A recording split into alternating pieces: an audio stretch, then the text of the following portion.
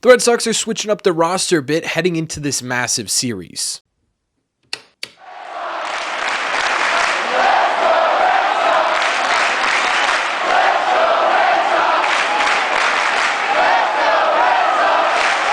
What is going on, everybody? Welcome back to Red Seat Radio. My name is Corbin, and thank you very much for clicking on this video. And speaking of massive series, we're going to be watching this massive series. Well, actually, we're going to be watching the first game of this massive series. How many times can I say massive in 30 seconds? We're about to find out right here on this channel tonight, 7 p.m. Eastern Time. Going to be a big one. Right, this is a must. These are all kind of must-win games for the Red Sox. So this one's going to be a ton of fun. Again, that's going to be tonight, 7 p.m. Eastern Time, right here on Red Seat Radio. But before we get to that live stream, we got some moves to talk about because unfortunately, the Red Sox have yet another injury. And man, oh man, can the Red Sox, they just simply can't escape this injury bug that they're going through right now. I mean, it feels like every other day, every 3 days, the Red Sox are announcing some sort of injury. It does not matter if it's legs, if it's back, if it's torso, if it's arms, if it's a ghostly appendage. The Red Sox are finding a way to injure themselves down the final stretch of the season, and today just simply happens to be no different because earlier today,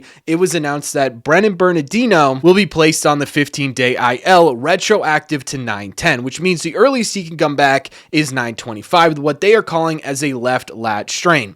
Really hate the word strain, really hate the word lat when it comes to a pitcher, right? Both those things incredibly important, both those things a little bit difficult to come back from. So seeing that, not exactly fantastic. On top of seeing that, I did think it was kind of weird that Bernie really hasn't been pitching lately. His last pitching appearance was all the way back on September 6th when he closed out that loss against the Arizona Diamondbacks. So it really feels like not only is Bernie 2 games retroactively put on the IL, it feels like he's been dealing with this for a little bit now, and that's a big reason why the Red Sox have been going to some other players in the bullpen. Now, on top of that, too, the Red Sox have about 1 billion lefties right now, so it may have just been, hey, man, we don't really need you. We got 7 other people we can go to right now, but it does look like Bernie has been dealing with this for a little bit, and that kind of sucks because Bernie's been a solid pitcher so far this season. He did a mix of everything, honestly. Started some games, closed some games, picked up a save in there, was a low-leverage guy, was a high-leverage one, and all through it, he kept a 3.14 ERA with a 341 FIP. Kind of cool they just flip-flopped those last 2 numbers. Means nothing, just something I noticed, and a 1.258 whip for a 133 ERA plus. So about 32%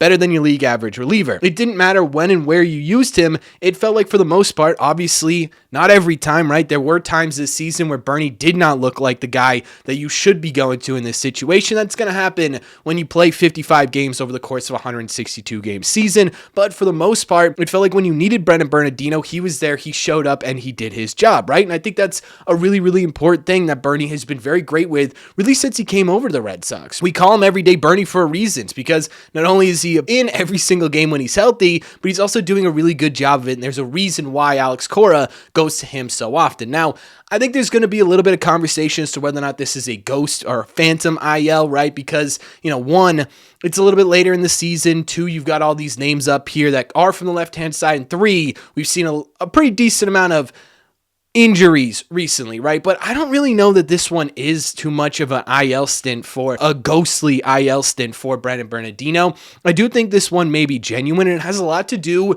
with who got called up to replace him. But before we get to that, a quick word from today's sponsor. September is officially here, ladies and gentlemen, which means only good things if you're a sports fan. Not only are baseball playoffs right around the corner, but we're also celebrating the start of a new football season, which is why for the entire month of September, we are partnering with the DraftKings Sportsbook, because right now on DraftKings, new users bet $5 and instantly get $200 in bonus bets and $200 off YouTube Sunday NFL ticket. Sign up using DraftKings.com/RedSeat or through my promo code RedSeat to take advantage of this offer. With DraftKings' very user-friendly app, you can take your Sundays to the next level. Thank you very much to DraftKings for sponsoring this episode. Make sure to use code RedSeat. Please don't forget to gamble responsibly. DraftKings, the crown is yours. Let's get back to the video. The person that is being called up to replace Brennan Bernardino on this 28-man roster is Chris Murphy. Does it make a little bit more sense now why I'm saying I don't know that Brennan Bernardino was placed on the IL phantomly, right? It looks like this may be a legitimate injury. It's because Chris Murphy is pretty much the same pitcher as Brennan Bernardino. This season, he's been a little bit better ERA-wise, right? It's a 2.81 ERA, but he does have a much higher FIP with a 5.25 FIP. We've talked about that before. It's almost exclusively due to the fact that he's had a couple of bad outings here where he's walked a ton of dudes. Outside of those, it was really 2 bad outings for Chris Murphy. He's been pretty solid for the Red Sox all year. Now, he hasn't been quite as versatile as Brennan Bernardino, but he's been pretty damn close. He's also been a high leverage guy. He's been a low leverage guy. He's finished up games for the Sox as well. Specifically closed out these last 2 games of the Oakland Athletics series here. Man, did this dude even head back to Worcester? I mean, genuinely, right? If you're Chris Murphy, you got to be a little bit like, guys, come on. What am I doing here, right? Not only did you get optioned and have to take a flight home alone, now you get called back up a day later. It's like, okay, well, what was the point of that?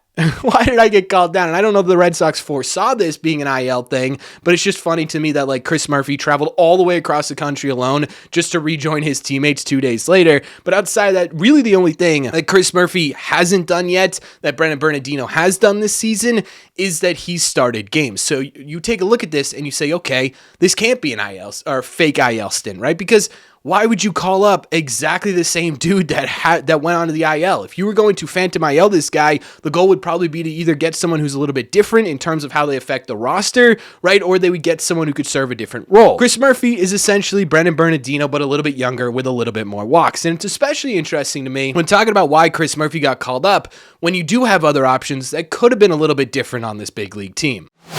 And I'm not saying that I don't like Chris Murphy, and I'm not saying that I don't think Chris Murphy deserves to be on the big league roster, because I think he has, right? You take away the FIP, which is a little bit funky when it comes to relievers because they normally have such small sample sizes.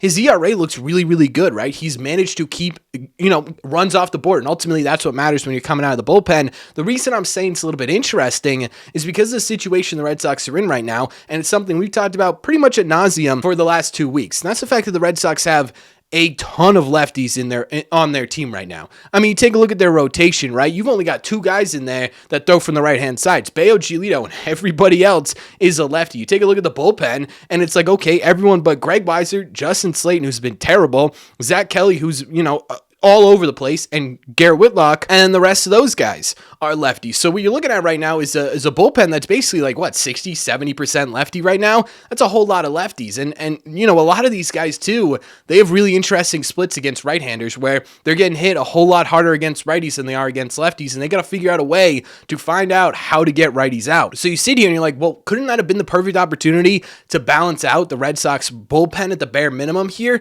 And yeah, I think it might have been, right? You got guys like Tyler Uberstein, you got guys like Nick Birdie down in AAA who would have been able to fill that role. Now, when it comes to why the Red Sox decided to go with Chris Murphy over someone like this, I think one of the easier answers to give is that they didn't want to clear out a 40-man roster spot, right? Because if you take a look at the Red Sox 40-man, they didn't really have a ton of options outside of Chris Murphy. It was Isaiah Campbell, who should be absolutely nowhere near this Red Sox team right now from the right side. We've got Cooper Criswell, who would probably be pretty solid. The problem is he's still rehabbing from an injury, getting a little bit better, but definitely still rehabbing. And then you got Luis Paredes, who, 1, has never pitched in Major League level before, really never pitched in the AAA level before, but 2, is also coming back from Tommy John surgery, right? So he didn't really have a righty ready to go. And to be fair, I think low-key, the Red Sox are sitting there and they're saying, hey, man, I don't really want to give up any of my pitching depth, which is, again, low-key kind of fair considering the fact that 11 pitchers are currently on the IL for the Red Sox, right? Right now, they're probably sitting there with a guy like Isaiah Campbell who, to you and me, we sit here and we're like, well, I don't think I'd miss Isaiah Campbell. I don't think the Red Sox would miss Isaiah Campbell. If you want to DFA that guy, by all means, be my guest and get Tyler Uberstein or get Nick Birdie or whoever up here that could end up bouncing out this bullpen a little bit. But to the Red Sox, they're sitting there saying, dude, if we lose one more guy here, we're really going to be stretched thin in terms of our depth. And you still have a few weeks left to play here. Basically, 13, 14 games total? Anything can happen, right? As much pitching depth as you can humanly have, I think the Red Sox have to hold on to, and I think that's ultimately why they did go with Chris Murphy. It's just kind of funny that it's basically like, hey, we're getting rid of Bernie, but we're bringing up Bernie 2.0. So when we're diving into this move a little bit, it is kind of compelling, right? I mean, you literally optioned Bernie and brought up Bernie, but with a little bit more walks.